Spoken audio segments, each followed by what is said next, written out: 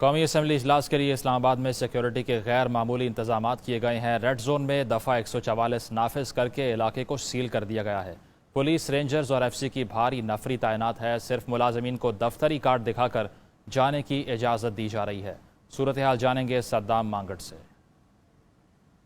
Assembly کے اجلاس کے حوالے سے آج ریڈ زون میں سیکیورٹی کے جو ہیں وہ سخت اقدامات کیے گئے ہیں۔ تمام جو ریڈ زون کے داخلی راستے ہیں ان کو مکمل طور پر سیل کر دیا گیا ہے۔ کسی بھی غیر متعلقہ شخص کو جو ہے وہ یہاں سے داخل نہیں ہونے دیا جا رہا ہے۔ اس وقت ہم موجود ہیں مارگلا روڈ پر، جو ایک واحد راستہ ہے ریڈ زون میں داخلے کے لیے، جس کو کھلا رکھا گیا ہے، جہاں سے صرف مختلف وزارتوں اور جو دیگر سرکاری ملازمین ہیں ان کو چیکنگ کے بعد جو ہے وہ یہاں سے ریڈ زون میں داخل ہونے کی اجازت دی جا رہی ہے۔ اس کے علاوہ یہاں پر وفاقی پولیس، رینجرز اور ایف سی کی بھاری نفری جو ہے وہ ریڈ زون کے تمام داخلی راستوں پر تعینات کی گئی ہے۔ اور اس کے علاوہ جو سرینا چوک ہے، میریٹ چوک ہے، یہ تمام راستے جو اس کے علاوہ ڈی چوک جو ہے، یہ تمام راستے ریڈ زون کے لیے مکمل طور پر بند کیے گئے ہیں۔ ضلعی انتظامیہ کی جانب سے ریڈ زون میں دفعہ 144 نافذ کی گئی ہے۔ میرے ویڈیو جرنلسٹ اگر آپ کو یہ مناظر دکھا سکے تو آپ اس وقت یہ دیکھ سکتے ہیں کہ